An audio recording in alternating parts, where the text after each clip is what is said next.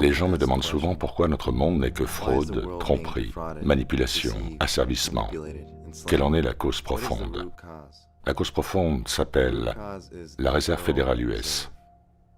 La Réserve fédérale US fut créée lors d'une réunion secrète de leaders politiques et de banquiers dans un complexe hôtelier privé de Jekyll Island, en Géorgie, en 1912. Les conspirateurs se réunissaient dans des wagons verrouillés et n'utilisaient que leurs prénoms de sorte que les servants ne puissent jamais les identifier. D'après leur propre mémoire, ces hommes ont avoué leur visée conspirationniste. De cette réunion secrète est née la société à capitaux privés et étrangers la plus puissante que le monde ait jamais connue. Par leur contrôle de notre argent, l'élite qui possède la Fed contrôle également d'autres banques, des médias, des politiciens, l'industrie militaire et finalement vous. La Réserve fédérale est la tête du serpent, la cause profonde de l'asservissement de toute l'humanité. Le système de la Fed a été conçu pour nous enfermer dans un endettement permanent, pour nous tromper en nous faisant croire que notre argent a de la valeur alors qu'en fait il ne vaut rien, n'est supporté par rien, est basé sur la dette, elle-même créée à partir de rien, la recette de l'asservissement. Le système est aussi conçu pour s'écrouler un jour. Le volume d'endettement qui est actuellement le nôtre est absolument énorme, et quand il s'écroulera, le monde connaîtra un chaos financier comme il n'en a jamais connu, et ce n'est juste qu'une question de temps. Sans cette insidieuse organisation privée, notre monde et notre réalité seraient complètement différents. Finalement, il n'était pas nécessaire d'en arriver là. Nous n'avions pas à accepter un système basé sur la dette. Nous n'avions pas à autoriser les banquiers à nous asservir de la sorte. Mais notre gouvernement l'a rendu possible. Il leur a donné le pouvoir de battre la monnaie, leur donnant en fin de compte le pouvoir ultime sur nos têtes. Et cela a toujours été le plan.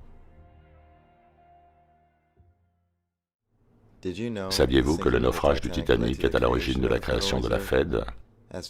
Aussi fascinant et improbable que cela puisse paraître, en 1898, un roman du nom de Futilité, d'après une idée de Morgan Robertson, détaille le naufrage d'un navire qui ne peut couler, le plus grand vaisseau flottant, du nom imaginaire de Titan, percutant un iceberg en avril, provoquant de nombreuses victimes à cause du manque de canaux de survie.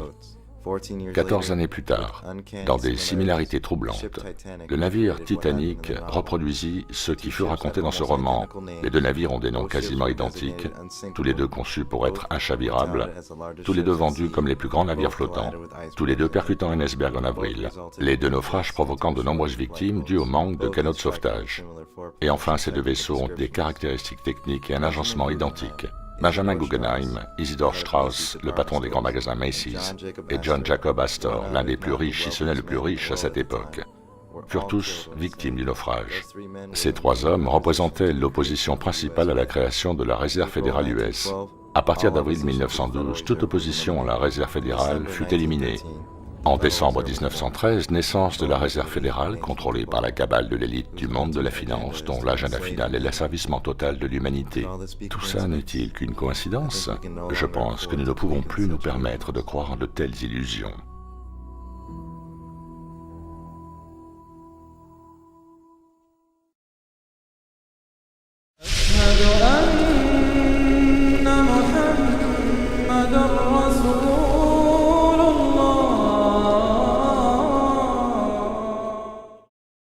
Merci de votre attention.